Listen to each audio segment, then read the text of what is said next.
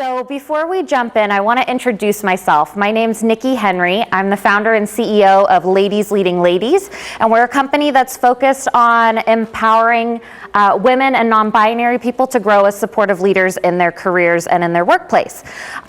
Today, I am here to specifically talk to you about millennials, and I am one. So you're going to get it straight from the horse's mouth. But I really want to talk a little bit about millennials, how we attract them, how we retain them. And as with any generalization, like a generation, so millennials, Gen X, anything like that, there are pros and cons, and there are truths, and there are myths, right? And also, you can never fully generalize an entire group of people. We know that. So we're using some of these tips here, but realizing that every single person that you work with is an individual, and we'll talk a little bit about that as well. So we will go ahead and jump in. Before I get into any of the content, first off, can you guys all hear me in the back? Okay, awesome. I'm trying to project big today. So I want to hear with you all, before we jump in, what are some of your struggles in attracting and working with millennials? What's that? Yeah. Focus? Yeah. Okay. I feel like what we do is a little boring. Yeah, okay. I hear somebody else is like, what? Okay, what else? Yeah. Texting. Oh, get used to it. Gen Z is worse than we are. Back here. Being dedicated to their jobs. Yeah. So kind of that loyalty. Yeah. What else? High expectations. Absolutely. Okay.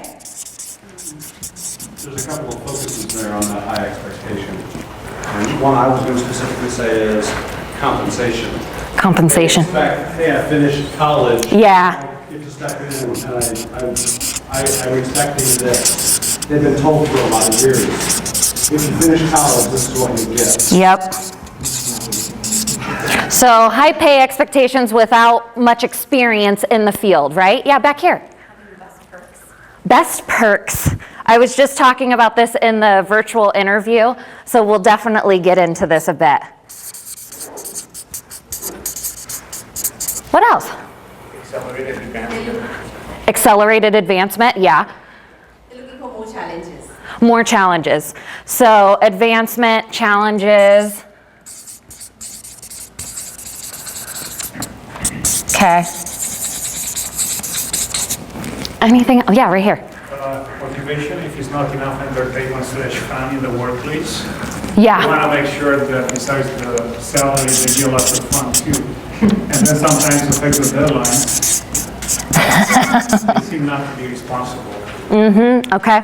Yep. Right here. I've had experience where they want to do everything their way and don't want to listen to somebody that's had experience. Yep. Their way or the highway, right? There's one more over here, and then we'll go right here. Learning how to gamify our work, because a lot of them are good at that. Yes. I like that. And one more right up here up So front. intimidated looking at the more experienced people. Mm-hmm. Mm-hmm. So they themselves are then intimidated. Yeah. No patience. No patience. Yeah, the immediacy, right? Yep. Yep. Awesome. Okay, thank you guys so much. So we're going to hit on a lot of these pieces, but I wanted to talk about that first because there is some truth to all of these pieces, right? I'm obviously going to try to switch your focus on some of the great things that come out of this generation and how we can work knowing a lot of these struggles that we have working with millennials and keeping them in the workplace as well. So you guys hit on a ton of them. Let me move this over.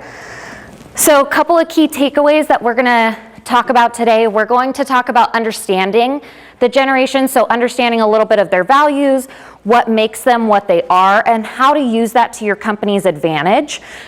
We're also going to talk about finding millennials. So where do you find them and how do you keep them from kind of following the next shiny thing? And then engaging and retaining. So again, how do we motivate and engage the millennial generation? What is, unique about them and how we can use that to better our workplaces? So one foundation that I want to start with, this book, it's called Finding Time by Heather Boucher. It's a great book, very data heavy, but one of the main foundations that she starts off with that I wanted to share with y'all is just our changing workplaces and workforce in general.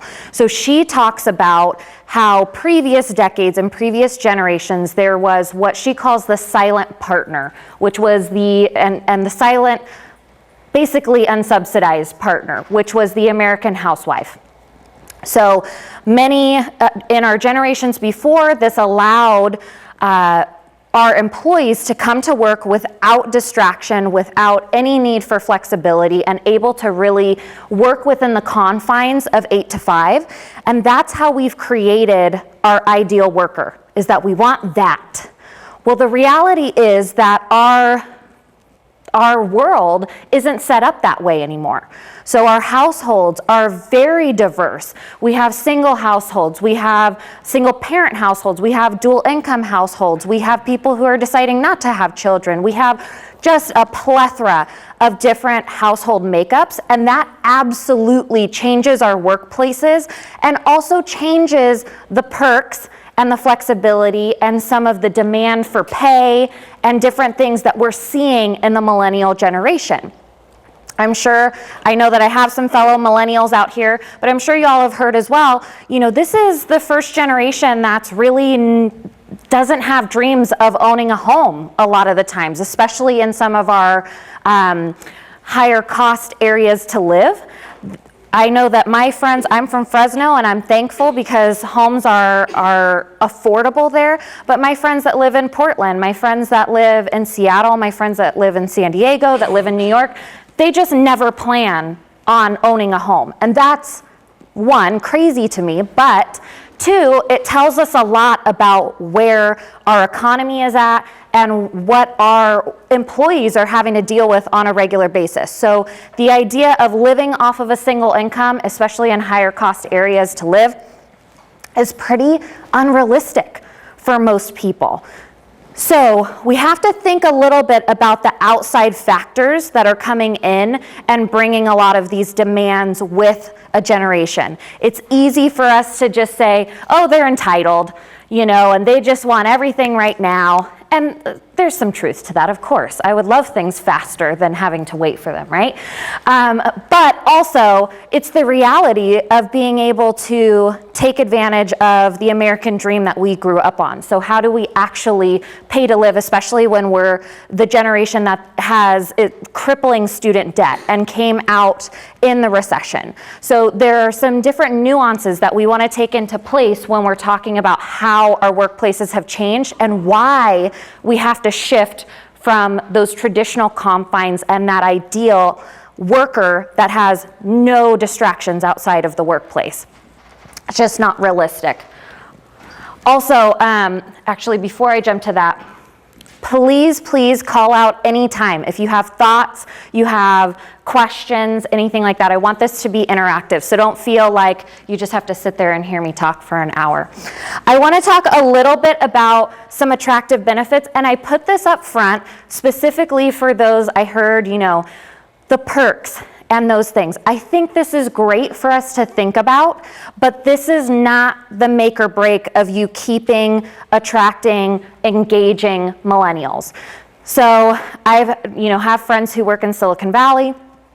One of my friends who worked at a large company there actually got pet insurance and pet daycare as one of her perks. And when she told me, I thought, what in the world is going on? But also, I would love that for my dog. I just did that in my company. company too, and I think it's because we have a lot of millennials coming in. You know, and it's funny, like all of these perks come out, and then once one company does them, then it's like another company has to follow along, right? Because you want to be competitive. But I will tell you, these again are not the make or break. So I'm not going to decide about taking a job or keeping a job because of their pet insurance policies.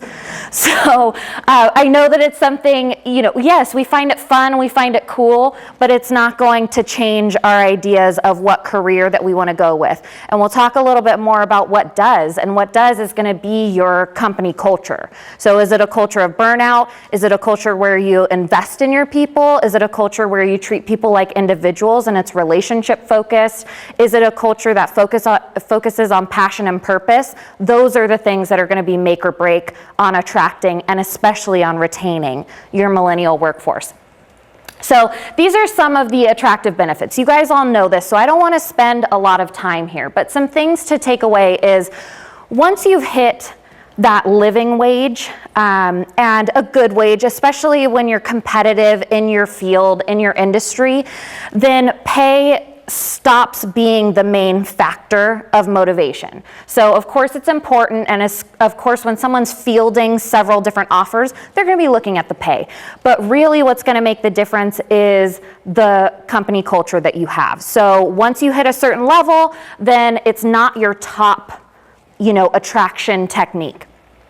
I think that it's also important, so I think that 2 and 3 are the areas that we really have to focus on. How do we get this message out there during our recruitment processes, during our hiring processes, to really focus on the mission and culture of our company and also on our employee investment? Because the biggest thing for millennials is that they don't want to feel stagnant. So with millennials, most of us graduating college and again being told that this degree was like our golden ticket, right? Well, that didn't quite turn out that way. But graduating during the recession, which was, you know, one of the hardest times in you know, recent history to get a job, we really also saw that our parents and the generations before us that really had that dedication and that loyalty to one company, that wasn't repaid. We saw people who were with a company for 20 years, 30 years, 40 years, losing their jobs like that, losing their retirements. And what that set up for the millennial generation was that it's a little dog eat dog out there, because when the recession hit, employers were able to really slash wages and benefits, so we were like scrounging to find those jobs when we were out of college. But then it also showed us like, okay, I need to care about the individuals and build relationships and trust within my organization, but I can't trust a company to take care of me for the rest of my life. So that is something that's deeply ingrained because of what we saw, especially right when we came into the workforce. So that mission and culture, being focused on the why, are going to be bigger pieces. Yeah. Mission and culture. We use something in our company where we do surveys every quarter, and we are able to break them down by generational groups and things like that. Yeah. And mission and culture is one of the big topics, and one of the things we get frustrated with is that everybody in Generation X and above loves the culture, loves the place, having a great time, thinks this is a great place to work, and everybody under that Generation X is frustrated and disappointed. Yeah. It's like we've got this gap that, you know, how do you put the people who are in leadership, who are happy, in a position to help the people understand this is a good place to work? So a couple of things that come into mind there. So first off, so we have, you know, 4 or 5 generations in the workplace right now. So let's start with boomers. Boomers are really focused, and traditionalists before them, really focused on loyalty, an obligation to duty, respect of authority, and the pursuit of your career above anything else. Then Gen X kind of saw how that played into their family lives, and things started to change in Gen X, and Gen X was the first folks who started talking about and pushing for work-life balance. But what they meant by work-life balance was that my work was separate from my life, that I had time to spend in my life, that I had time to spend with my family. Whereas for boomers, the way that you communicated your value and your respect to your employer was long hours. So was really focused on how long you're there and how long you're visible. So Gen X started to change that. But Gen X also communicates in a very, and again, all of these are generalizations, right? So Gen X likes, they're kind of the no news is good news. They're a little bit suspicious of authority. They respect it, but just tell me what I need to know and let me do my job kind of generation. They want your feedback, but they really want the need to know. They don't want the fluff. And then millennials, because they really focused on when they came into the workplace, they want something that, they realize that work-life balance, work and life aren't separate anymore. So especially with technology in our workplaces, you are connected to your workplace 100% of the time, basically. And we can tell our people to shut off their email on their phone and to do this and that. They're not. So their work-life balance means that they see it all as one. So that's why they want the fun, they want the passion, they want the fulfillment during their workday, because there is no longer a separation truly between our work and our home lives. That's what millennials are seeing.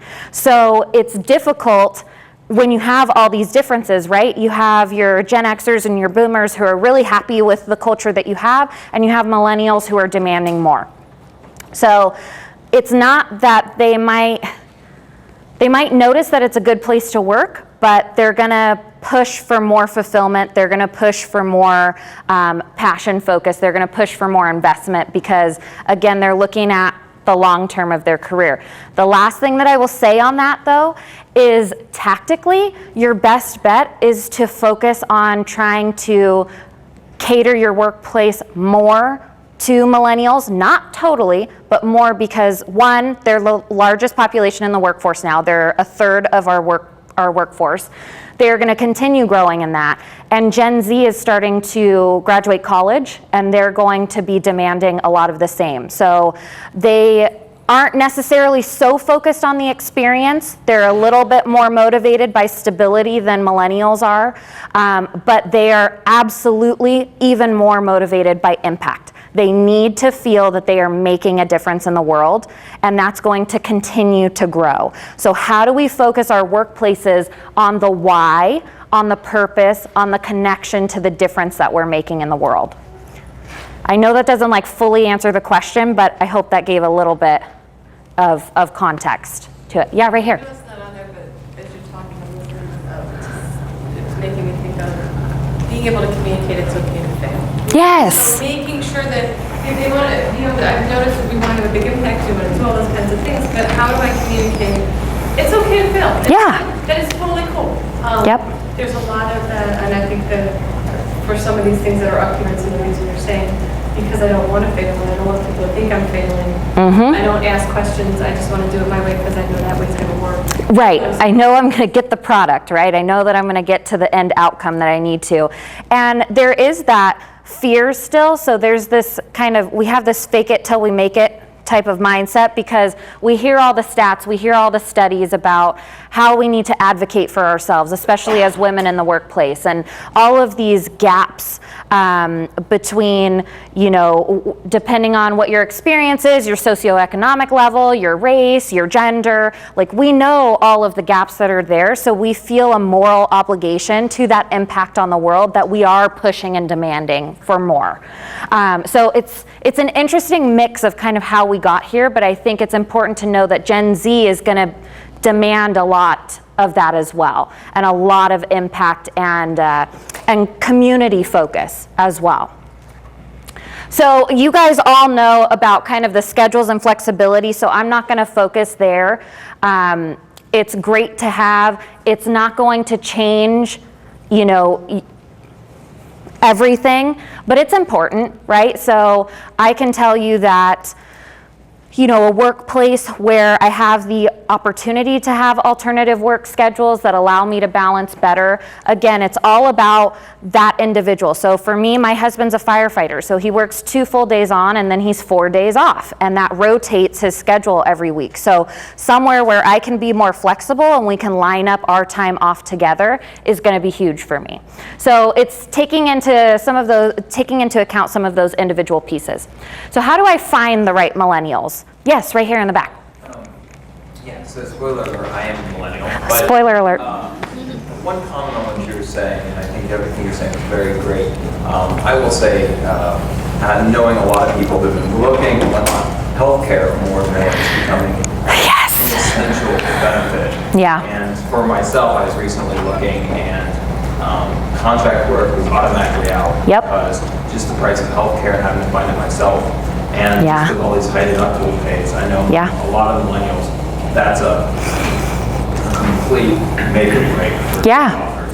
Yeah, I am so glad that you bring that up, and I absolutely agree. So I am a solopreneur, and that was one of the biggest struggles of making that decision to move into entrepreneurship, because the insane cost, and you guys know as employers as well, the insane cost that you're taking on to provide that for your employees. But yeah, I mean, we're seeing that over and over again. I think what's interesting too is just, so it's not only the rising cost for yourself, but as millennials are having families and growing their families, I mean, the cost of just having a baby, let alone insuring them and making sure that they have what they need, is insane. So I think you're absolutely right. Again, it gets to that point where you have your basic standards, and then from there, it's the additional things that come into play.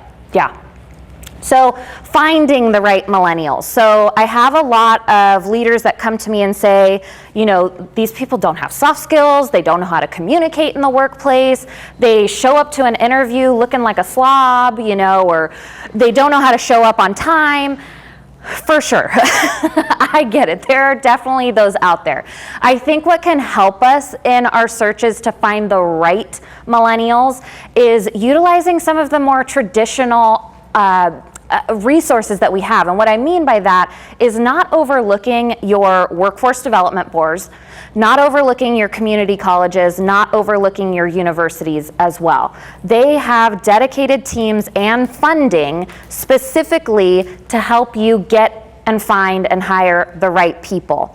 So yes, that's a little bit maybe of a throwback. You probably thought I was going to say, oh, use this particular software and da-da-da. No. I think that it's important to get in early and especially utilize our education partners, whether you need them to have a degree or not, but utilizing that so that you can also use their services for soft skills. So all of these universities, community colleges, and the workforce boards are teaching soft skills. Whereas if you just show up to college, you never go to the career center, nobody's teaching you soft skills. Nobody's teaching you how to do a resume, nobody's teaching you how to interview, nobody's talking to you really about communication in the workplace, how to deal with difficult people. So if you really kind of dive through some of those options, you're gonna find a higher quality applicant. And you're also going to find more resources to find the right person and hire that right person. How many of you guys have specifically recruited from a workforce development board or a community college? We've got a few. I love it. What are some of your cons to that? Let me say that. What were some of the difficult parts of that process, if any? Sometimes they didn't care if they just applied. Yeah. So that is one of the things that you have to be willing to invest in the relationship with whoever is at that career center, to be really clear about who's going to come to your place, because they know if they mess up that relationship with you, that's the worst that they can do, because they're dying to find spots for their people. So how do you be as clear as possible to make sure that they can find the right people? But absolutely, sometimes it's like people are just applying for every opportunity. I think it's also being realistic about what what are the aptitudes, what are the attitudes, what are the things that are non-negotiable for you, and what are the things that you can train up? Because if you focus on being able to do that, it's really easy to train, not easy, but it's much easier to train hard skills than it is the soft skills, right? So focusing a little bit more on the soft skills, the attitude, the strengths that you need in someone, and then being willing to train up. Again, workforce development boards and community colleges have money specifically to train for businesses. So if you tell them what you need, they can create those trainings for you and subsidize a lot of it. Yeah. Thoughts or questions on that? I see some different like head nods. Yeah. We use relationship with the local university as well as the department specifically. Yes. Computer science department. We sponsor some of their senior capstone projects in our office. So it gets a lot of their students through our office to work on projects with our staff. And then we do summer internships. Yes. And those summer internships are huge. It allows us to have low risk to be able to get people into the office and see, do they fit with the culture? Do they fit with the rest of the team? Can they be a performing part of the team? Yeah. And that has led to some really successful hires. Yeah, absolutely. I think the earlier that you get in, especially being able to make the case for your industry. So, you know, what is testing and what is, you know, all of these different specific nuanced, you know, companies that y'all are working for. If you know, asked me even today, like what is testing, I could not actually define it for you, right? Because it's not something that we're hearing often as one of our career opportunities unless we are specifically in a computer science focus or we're in that kind of major. So how do we get in early to really talk about the careers and what that looks like long-term as well? Yeah. This like strategy, or we use it also in our company, but the problem becomes with like after 3 years they spend in the company, they want like higher position, right? Or they want, okay, what's my career path? Or they start to ask for this. So this create another problem. It's a good strategy for like picking who's gonna be in this position. It's good, but after that, problem will stop. Yeah, so talking a lot, I don't know if everyone could hear that, but talking a lot about, you know, this is great, we use these strategies, but it helps us for a few years, and then that person wants a promotion. They want to talk about their career plan. And what I say to that is that's not going to change, most likely, and that it's actually one of the really important pieces. Both studies and data are showing that we have to talk about long-term career growth with our people, because again, it's no longer the generation that's just dedicated and loyal, like, and trusting that a company is going to take care of them even if I stay in the same position for 30 years. There's not that level of trust anymore. And so it's focusing on and being able to have the conversations about what is their career growth, what are their long-term plans, even if those plans take them away from you and take them away from your company. If you're investing in that, you're sponsoring them along the way and you're helping them to develop themselves, just think about, they're gonna, one, most likely they're gonna leave either way. So would you rather them leave and surprise you, and then you have a 2-week notice and you're trying to fill the position and they're giving you the bare minimum on the way out? Or do you wanna talk to them about this long term so that you do get the longer notice? They're gonna be so much more loyal to you in that process, and setting that position up for success for the next person, training the next person, helping you to hire the right person, and maybe even shift the job description based on what they have actually been doing versus what that job description originally set out to say. So that long-term development, we have to be willing to have the conversations, because a lot of leaders, they tell me, oh, well, I don't want to invest in them, or I don't want to talk about that because then they're going to leave me. Well, just because you aren't talking to them about it doesn't mean that they're not planning their career future. So it's happening either way. It's a benefit to you to be talking to them early and often, and figuring out who is the top talent that are going to move up into some of those limited opportunities that you have for long-term career growth. So who are you really going to focus on that's the right fit, and get to know them and push them that way, and who are you going to make the most of while you have them, and then set them free when the time comes and they need to, you know, move on to another place. If the position exists, Yeah, right, exactly. So it's like every person that comes into your company isn't all going to have upward growth. That's not how just the numbers work out, right? So we're not going to be able to have that for everyone. I'm also a big fan of very simple assessments being a part of your interview process. Interviewing well is key to finding the right people. I'm sure you guys know this, but a lot of us, we've never really trained on or dove deep into how to interview well. And I will say one of the biggest mistakes that I see in interviewing is that the company starts out with giving their whole spiel and description of what they do, what they're looking for, here's our history, and they give a whole lesson instead of your first question being, what do you know about us? That makes such a huge difference. Did this person walk in just because it's another job and they need a paycheck and therefore they did zero research? Or did they come in because they actually give a crap about your company and want to work with you? That's your number one, what you want to see from people. What do you know about us already? Why do you want to work with us? It takes 5 seconds to do a Google search and take another 5 to 10 minutes to look at your mission, your vision, your team, what your services are. If the person didn't come into an interview with just those basics, it's not your person. It's not your person. So stop giving away the answers before you ask the question. I think the other thing is making sure that you really not only have open-ended questions, but that you ask for examples. So you might have an open-ended question and you're thinking, okay, this is good. But if you don't get concrete examples, then anyone can say that they're a team player, that they've been successful, that they're organized. So if you want to ask someone like, how do you have great time management when you have competing priorities?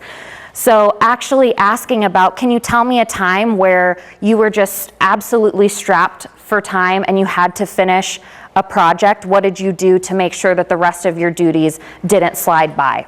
And then they have to really think and talk about an actual situation. If they dodge the question and give you a very general answer, again, probably not your best person. So listen to your intuition, listen to your gut, and ask great questions. And then do a little assessment, something simple, 15 to 30 minutes that they have to complete after the interview that focuses on the hard skills that you need. So I'll use an example. This is probably 5 years ago or so. I worked in nonprofit leadership and we were hiring a new program director, and we had it narrowed down to 2 people. This great woman who had 20 years experience in nonprofits, had a great reputation in our community, great resources. She nailed the interviews. Well, then we gave her an assessment because part of being a program director meant that she could manipulate raw data from our database to see different trends that were going on within the clients that we were serving, be able to report out success, things like that. Very simple stuff. Excel spreadsheet that she had to add filters to and answer some questions of how many people fit in this category, and she couldn't do any of it. None of it. And we were going to hire her. That is the only reason that she didn't get hired, because with those 20 years experience, she had a data person who did that for her. And that wasn't what our job was going to be. So don't assume anything about the qualifications that somebody has. So take the time to do those minimal tests. Again, be willing to train, but know what foundations that you need to have people come in with. Okay. Quick question. Was Yeah. Excel part of the job description of the requirements? Yes. And she said she knows it. Yes. Okay, so. Yeah. And a lot of people do that. I also find it interesting that you said, well, it's hard to teach the soft skills. Yeah. It's easy to teach the hard skills. If I had someone that had good communication skills and good community organization and all the networking, I'll take an afternoon and I'll teach you how to do Excel. Yeah. That really takes me a little bit of time.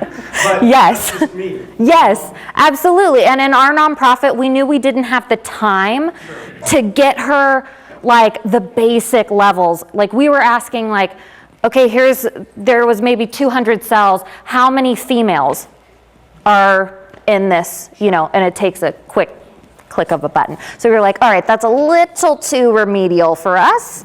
We're gonna have to, but yes, and then it's figuring out, again, what are the minimums and assessing on that, not on things that you are willing to take the time, and invest in, right? So I wanna jump into talking a little bit more about being a supportive leader, because these are the things that do make a difference in engaging and retaining your millennial workforce, but I also think any generation for that matter. But a little bit more focused on millennials, I'd say. I'm not gonna spend too much time here, but just a couple of things that I wanna bring up. Right now, Gallup says that about 34% of our US workforce is engaged at work. So 1 in 3 are engaged, meaning that 2 out of 3 are either not disengaged or actively disengaged. Your disengaged workforce, and especially your actively disengaged workforce, are costing you money, for sure. The productivity is a huge, significant difference between an engaged employee and a disengaged employee. So not only are you getting the bare minimum, maybe from your disengaged people, but from your actively disengaged, you're not even getting that. These are the people who are searching for other jobs on your company time, that are taking, extra long breaks. They're not putting in their top effort. So employee engagement and investing your time in that as a leader should be your number one focus, because that's the number one basic fundamental for people to be productive in their jobs. And then also 1 in 2 employees have left a job to get away from a manager. I'm one of them. I'm sure there are many of us in this room. I've had jobs that I thought I was going to be at that company for the rest of my life, that I thought, God, I'm so passionate about what we're doing, about the families that we're serving, the community impact that we're having, the team that I've built. I love this. And after 5 or 6 years, I just could not take it anymore. I was at that point of burnout because I had a leader who made it clear that everyone was replaceable, that we were all lucky to have jobs, that if you didn't want to do it, then there was 1,000 other people that would come in and do that job, right? And really managed by intimidation, played those games with your evaluation to see how far you were going to push him, or how he can kind of cut you down a notch to make sure your head doesn't get too big and you think that you can leave here. So there's a lot of that still happening. I know that sometimes when we hear these examples, they seem extreme, but they're very, very widespread in our workplaces. It's easier as leaders to manage by intimidation than it is to actually invest in relationships with your team, especially when you're strapped for time. It's very unlikely that you're taking time to build relationships with your team. And all of us have to wear so many different hats at work, right? We have too much to do, not enough time, and that really takes leaders away, even if it's unintentional, takes them away from building relationships with their teams, which is going to make the difference in your productivity and in your retention. So don't be that manager that people are leaving because of. How many of you guys have heard of the Gallup Q12 Employee Engagement Survey, or have heard of this book? Oh my gosh, we have a few, I love it. Okay, so this book, First Break All the Rules, if you haven't read it or listened to it, it's a pretty simple read, and it's all focused on real stories and studies and interviews with over 80,000 managers in over 400 companies. So Gallup took this and did this huge study to really distill the difference between good managers and leaders. They're good, they're doing fine, they're mediocre, and exceptional leaders. And the main piece that I want you to take away from this, if you don't have the time to read it or listen to it, are these 12 questions. So this is what Gallup calls the Q12 Employee Engagement Survey. And these 12 questions came from that study and research. They are very specific and specifically chosen, because this is what makes the difference for your employee engagement. If your team can answer yes to most or all of these, then they're likely very engaged at work. It's also incredibly ambitious to have all of your team members say yes to all of these questions all of the time. It's extremely difficult to keep this level as a leader, but if we use it as a guide, then we know we're on the right track. I think a couple of things to notice with these 12 questions, well, actually, can you guys see them at all, or are they hard to read back there? So, expectations, clarity of expectations, number one. Right equipment and material to do my job well. So not just do I have, a computer, but does my computer actually work? Or am I like tearing my hair out as it's updating every single morning? You can see my PTSD from nonprofit work coming through. At work, do I have the opportunity to do what I do best every day? In the last 7 days, have I received recognition or praise for good work? Every time that this question comes up, I have a leader that says, well, what if they haven't done good work in the last 7 days? I'm like, well, you have a much bigger problem then. If they haven't done one thing that you can say thank you or good job to in the last 7 days, probably not a great fit, right? Does my supervisor or someone at work seem to care about me as a person? Is there someone at work who encourages my development? At work, do my opinions seem to count? Does the mission and purpose of my company make me feel my work is important? Are my coworkers committed to doing quality work? Do I have a best friend at work? In the last 6 months, have I talked to someone about my progress? And this last year, have I had opportunities at work to grow and learn? So what are some things that you notice with these questions? What's coming up with these? Do you feel welcome and comfortable? Do people, we struggle with number 10 because. Do I have a best friend? Do I have a best friend? I have a lot of so many people say this, yeah. Do you have a best friend? Yeah, best friend. Yeah, we have very much struggle with that. But So- all of them do go around like, Yeah. do I like coming into work? Do I come in? Yeah. Do I want to spend my time here? Do I enjoy it? Is important. A lot of people struggle with number 10, and even your employees struggle with answering that question. They always say, really, best friend? And I'm like, no, it's best friend. Like, I'm not going to change the language of the survey because this comes from the data. It's about having a best friend. So how do we create environments at our workplaces that foster deeper relationships like that? Because when you have think about it. If I got to show up to work every day and my best friend was there with me, of course I'm going to be pumped to be there. Like, I want to hang out with them.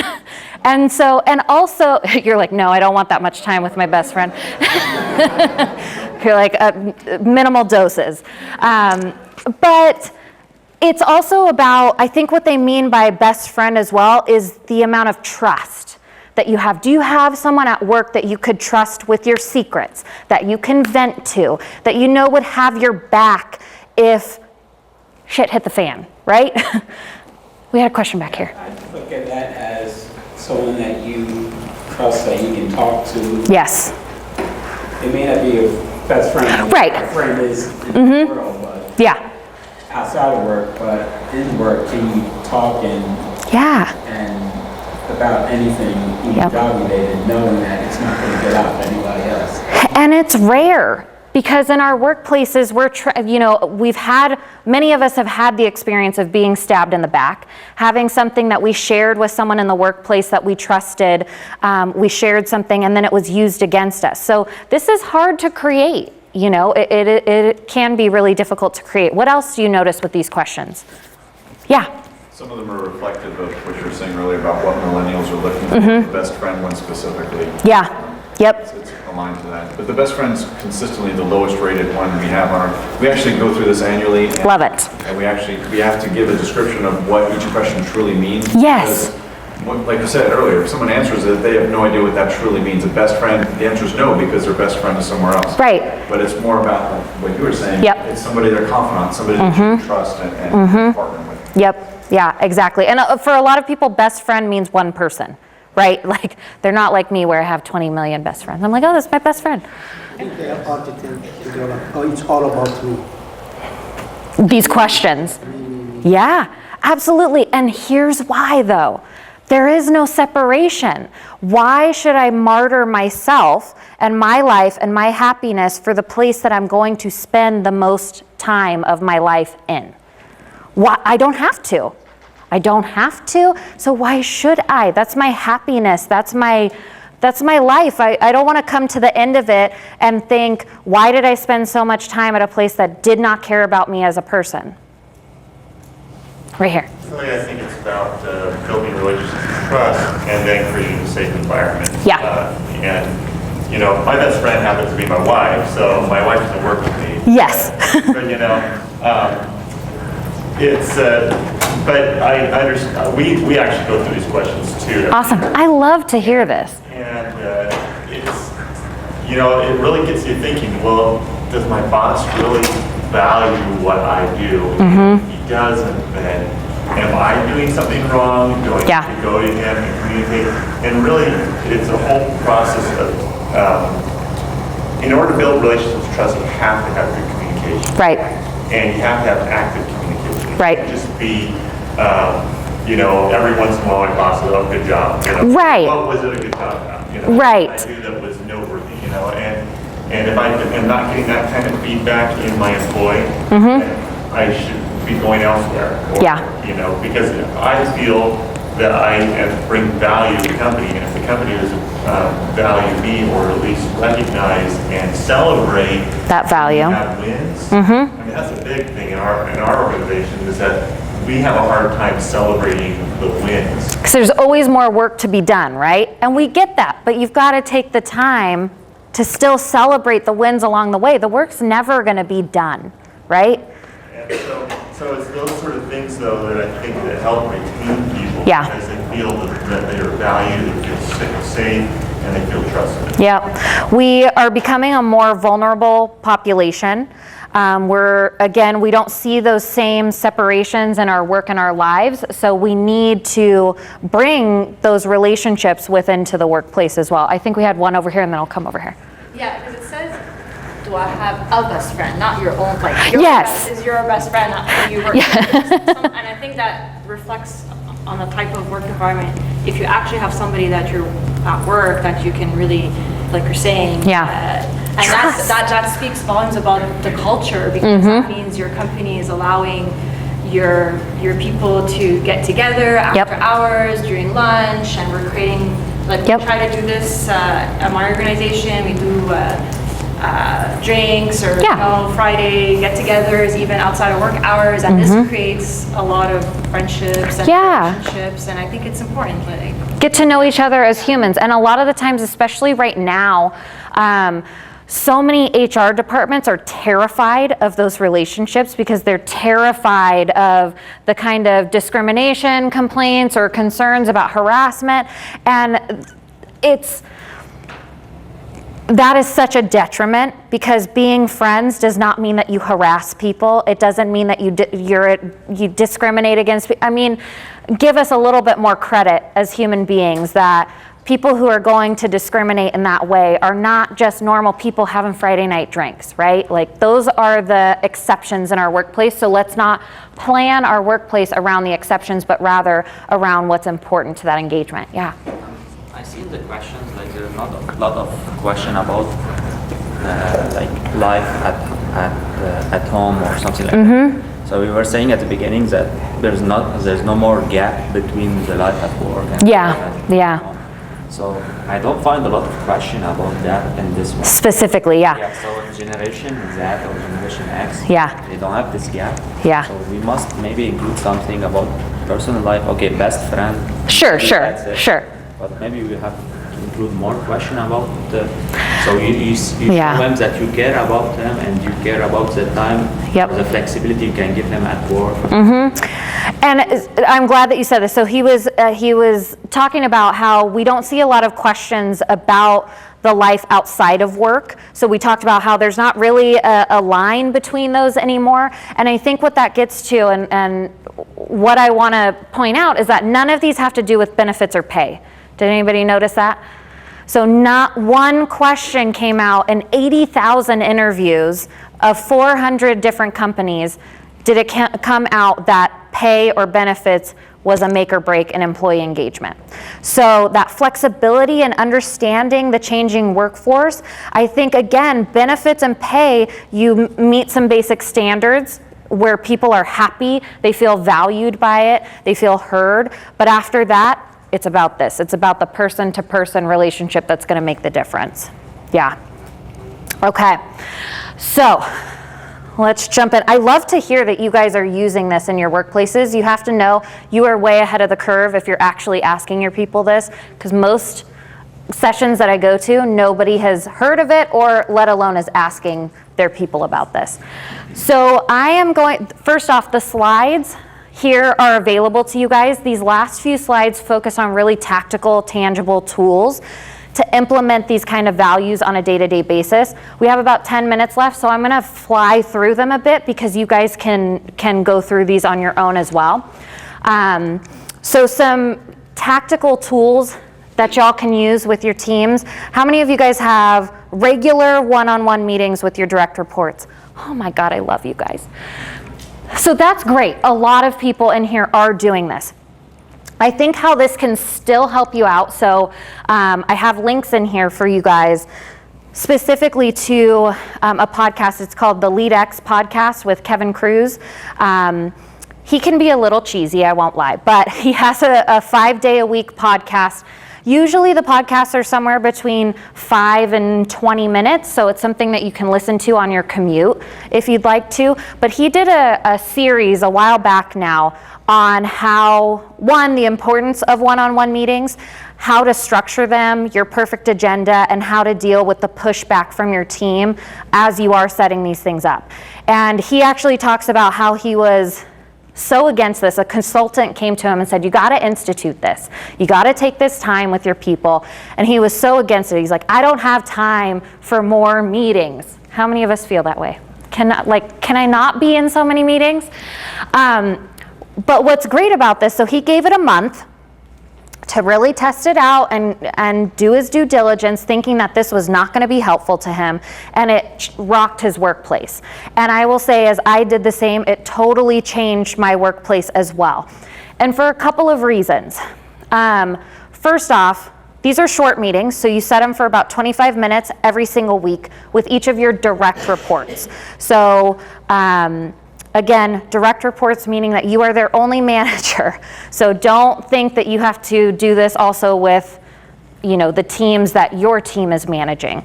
Some people get a little freaked out if they're the CEO and they're like, how am I gonna do one-on-ones with 200 people? I'm like, no, those 200 people report to you? That's concerning. It's very concerning how we got to 200. Anyways, so 25 minutes a week, hopefully you are overseeing anywhere from 5 to 10 people. If you are overseeing more than 10, you are not going to be able to give your team the level that they need. So I understand that sometimes budgets push us to that, or maybe we have people on leave, or there are temporary circumstances that can get us to a point of overseeing 10 plus people as a single manager. I implore you to do what you can to minimize that, because there's no way to have the relationships and get the engagement that you need when you are overseeing 15 people, 20 people. You can't, there's no way. That would be more than your 40 to 60 hours a week that you're in work, would just be trying to build relationships with them. So 25 minutes a week. So let's say that you have a team of 6, you're spending, 3 hours a week in these scheduled meetings. You're respecting this time and you're making it a priority. So you put it as a recurring calendar appointment and you don't move it around every time a better meeting or a more important person comes up, because that does more damage than it will if you never scheduled the meeting anyways. When your team sees that they're always last on the list and that, oh, hey, I can talk to you later, so let's move our meeting to tomorrow. That communicates the lack of value to your team. So make sure you're ready to commit to these when you get to them. But as you do this and people start to really understand the flow of it, you're going to be able to keep them to 25 minutes, and you're going to save so much time because people aren't knocking on your door. Hey, do you have a sec? Hey, can I ask you a question? Hey, can you help me with this? Do you have a minute? Your interruptions start to go way down, and you're able to be more productive with your time. But also, you're never more than 7 days away from course correcting. So it's making sure that your guys' priorities are aligned, that you're offering the help that you need, and you're not going to get any surprises either about what someone's working on versus what you thought you had been clear about what they should be working on, right? I want you guys to really focus right here on the perfect agenda. There's 5 questions. So, and he's very specific about these questions. And I have seen that they actually work. So for those of you who are doing one-on-ones, I implore you to at least listen to this piece because it makes a huge difference. So you start off, first question, how was your weekend? You're talking to people as a human being. You're getting to know them outside of their position title. You have a few minutes to keep up on their life, inside and outside of work. Number 2, what's on your mind? I love this question because you will be surprised at some of the answers that you get.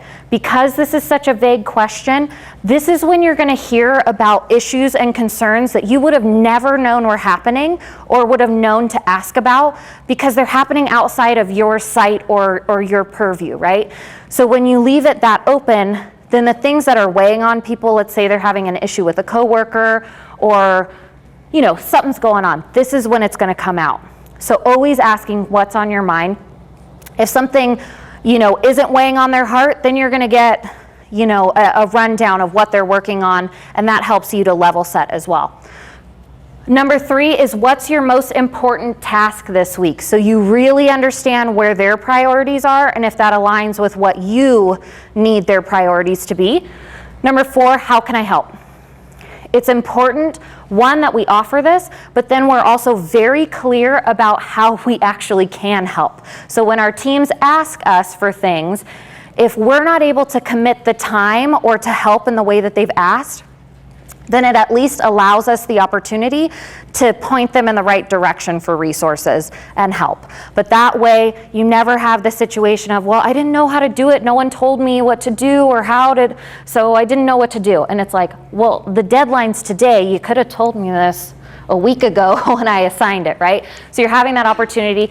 And then the last question is, okay, well, it's not a question. Okay, here's what I've got for you. That's when you rattle off your list and come back with, you know, what your priorities are and what you need from them. That should be the last 5 minutes of your meeting, really no more. These meetings are about listening. They're about building the relationships that we talked about. It's about having that consistency and value.